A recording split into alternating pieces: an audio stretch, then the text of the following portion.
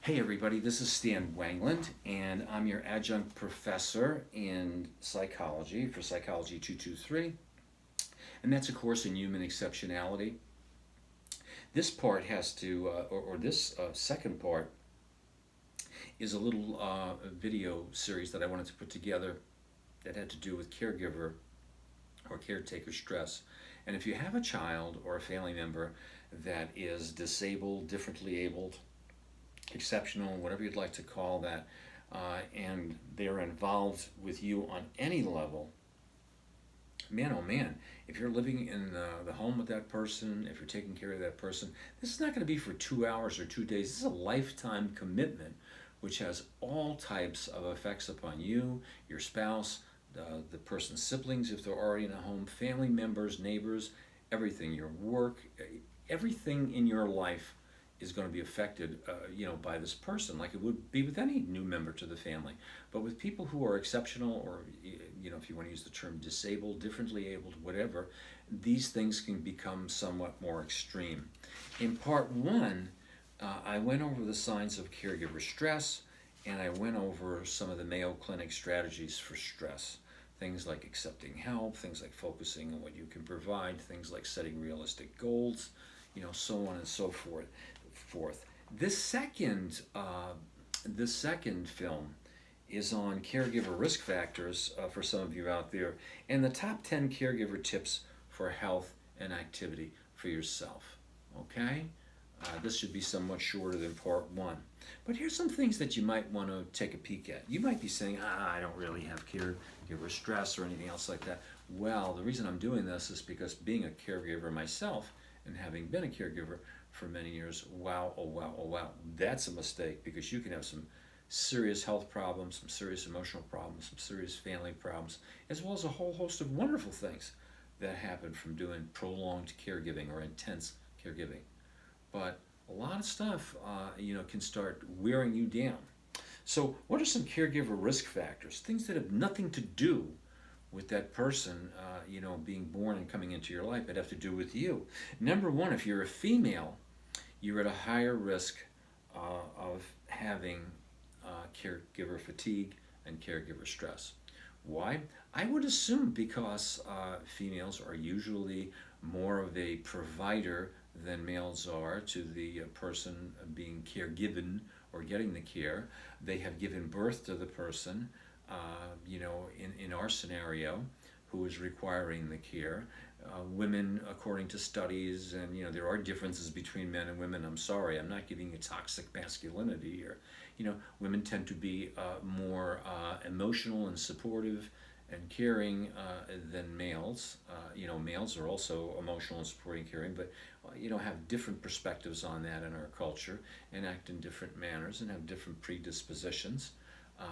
Again, the mother will carry that child, of course, for all the months, and then have all the bonding and attachment issues that a father would not have. Father would have attachment issues, but not so much the bonding issues that the mother would have. And if you took a course in child development with me, we'd get into that further. So being female has those wonderful advantages for closeness with the child, but it also comes with risks from this emotional attachment. Having fewer years of formal education, it can be of detriment, to you as a person, or I shouldn't say it can be of detriment, it can be a risk factor. These are just the statistics that are out there. Why? Maybe you don't understand certain things about caretaking, or your belief systems are different, or whatever the reasons are, it just seems to be a factor. The fewer years of formal education, the higher the risk factors for being a caregiver. And that's for males and females. Living with the person that you care for. Now, of course, if you're a parent, a mother or father or a sibling, oops, that's an automatic. You're going to be with that person. So that's an immediate risk factor. Here's another risk factor: social isolation. People who have family members who are disabled, or particularly when they're seriously differently abled. It could be with all kinds of physical problems. It could be with all kinds of emotional and mental problems, and screaming and yelling and carrying on, or aggressive behaviors, or psychiatric disabilities of severe proportions. They can be socially isolating. to the family. People don't want to go out to a restaurant. They don't want to be feeling odd or weird. They don't want to go to the movies, or they're limited to what they can do, or feel they're limited to what they're doing. Many times people are not open to this. Okay? There are financial difficulties that are involved with this, where you may have, Medicaid or other social services or supplemental security income or insurance kinds of funding. Many times there are all kinds of other expenses that come along that you're not going to be afforded because the person doesn't, reach the eligibility requirements for those things, but nevertheless has those needs. Or you have child care things, or you have to switch a job, or lose a job because you can't work that many hours. So these financial changes, happen. Caregiver risk factors is you're going to have a higher number of hours spent caregiving as compared to the average kid. So if you take a typical kid, and there is such a thing as a typical average kid, on the bell-shaped curve, that's a mathematical term, what the mean, median, and mode of those things. You, if you have a differently able child, are going to spend way more time, or a lot more time, or a significant amount of time, caregiving. Okay, so that's going to increase your risk factors. Uh, Other caregiver risk factors are if you yourself lack coping skills. If you're the type of a person who gets upset easily, or is high strung yourself, maybe you have a mild disability or some form of exceptionality, or you had problems as a child, and now here you're having a child with a similar condition. Um, Other caregiver risk factors are a difficulty problem solving. Some of these situations with kids and family members, some of the demands, some of the decisions that you have to make are just, ungodly. And it's very difficult knowing what to do, right or wrong. And that increases the risk factor of stress or whatever. And also the lack of choice by a caregiver. That you don't have a choice. A child has been born, or this is a parent, or this is, who's disabled, or some such thing, or something, happens in a caregiving situation, something changes, and wham, you don't have a choice in it.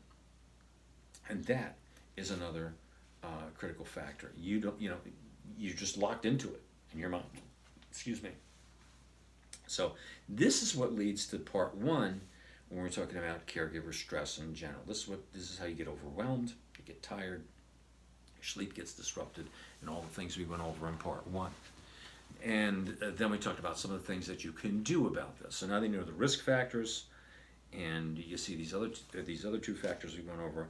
What are some things that you can do that help your health, and uh, that help you stay more healthy and active? Number one is to get regular physical exercise. Period. No kidding around. It's the same thing if you have any kind of a personal emotional problem or personal health problem. Try and get back in action physically to whatever level, and block out some kind of time. Don't become a martyr. Don't become locked in with your kid or the disabled person 24/7, socially isolated, and forget about your physical activity.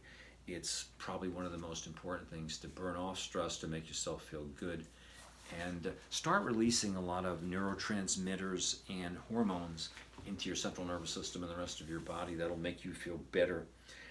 To maintain a heart healthy diet. People who sit there and they get in these stressful situations with caregiving, the odds of going up with heart problems, high cholesterol, immune system problems, strokes, cancer, autoimmune problems, it just, boom, crazy. It's just dreadful. So the healthier diet you eat and the more physical activity that you have that takes care of your cardiovascular system, the better it is for you. It's important also to make some times for you that are sacred, that just can't be interfered with. This is what my buddy Dave Nassani, he's a TED Talk speaker, he's a world famous author, bestseller, New York Times bestseller. I've been on his show. It's one of the things that he stresses many times. Make time for you. Also to try and keep humor in your life, to keep things funny. I can remember with my mother, as well as my father. My father had dementia for a number of years, my mother at the very end, and she became very angry and a very difficult person, where my father was not so much so, but very time consuming in other areas. And I can remember I'm a pet lover of the first order, and I had to give up my pets because I had to move in there, take them in and live with them, and they couldn't be around those kind of things, and it broke my heart. But I can remember at the very end, she had to be in a medically related facility, and I came in, and oh my God, she was just so mean, and she was a wonderful woman. It was it was the illness that she had. It wasn't her, and it was dreadful. I was the only person really that would have to kind of take the brunt of that, and I understood all those kind of things. But I got a dog, and she wanted to see a picture of the dog, and for whatever reason, I had been to one of the Binghamton sports things, and they had some big crazy mascot that's a big mouse or a rat or something like that, but it looks like a dog. And I showed her the picture, and I said, "There's my dog," and she believed me, and it was funny because it was bizarre, it was funny that she was doing that, and she said, "Is that your dog? How big is it?" I said, "Oh, he's about 300 pounds." And she said, "Really?" I said, "Yeah, I have to walk him on a big chain." And she'd say, "Well, where does he sleep?" And I said, "Anywhere he wants." And people would say, "Why do you do stuff like that to her?" I had to keep the humor in the situation. There was nothing funny. And when she was alive, that would have been the stuff that she would have found hysterical, that she would always think that would be cute, that I would do crazy things like that. And I would do that stuff to her, little things like that. Not mean or hateful, but just absurdly funny things that would keep the humor in the situation because it was so very sad. So keeping humor in your life is important. Get out and about, like we said before. Watch out for depression. Take care of your business, your textbooks, your classes. If you have homework, if you're taking a course or something, make sure that you set time and you do these things, that you don't start failing in all these activities. Keep medical and dental appointments. Those things are very important. People start skipping going to the doctor. They start skipping, getting checked out for the things that they should. They let their teeth go. They don't go to the hairdresser, or whatever it is. The other thing is thinking positive. Yeah, to picture productive endings to things. If you picture something, it's more likely to happen. Okay, that's just the way our minds work. That's just the way behaviorism works. And the other thing is to not be socially isolated and to stay connected with the outside world. And that's where the physical exercise, keeping humor in your life, going to support groups or whatever, those are the things that are good. You get connected with other people. It may be through church, it may be through a club, it may be through a men's or women's group, some other activity, going to the bar on a Wednesday night or rather a Monday night and watching the football game, being around other people. It's very, very helpful. So those are my two shows, part 1 and 2, on caregiver stress, some of the signs to look for, some of the things that you can do. And I hope it's helpful to you. And, if you don't find that you need this, maybe your parents, an aunt, an uncle, a friend can use this. So, get them the little video and let them see it, okay? It's there for your use. Well, this is Stan Wanglund. I'll catch you later. Bye-bye for now.